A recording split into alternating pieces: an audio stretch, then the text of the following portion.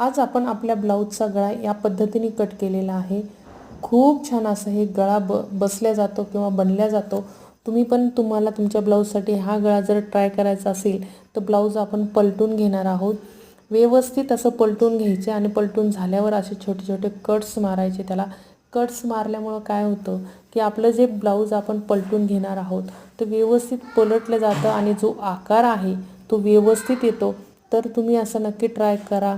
आणि हे ब्लाऊज जे आहे ते गळा मोठा जरी असला तरी पण हे आपण गळ्याला समोर 3 इंचाचा आपण हे कोन दिलेला आहे। त्याच्यामुळे गळा मोठा असला तरी पण त्याला दोरी लावल्यामुळे एकदम परफेक्ट बसेल।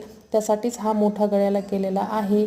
आणि तुम्हाला जर व्हिडिओ आवडला असेल तर लाईक शेअर आणि सबस्क्राईब करायला मात्र विसरू नका।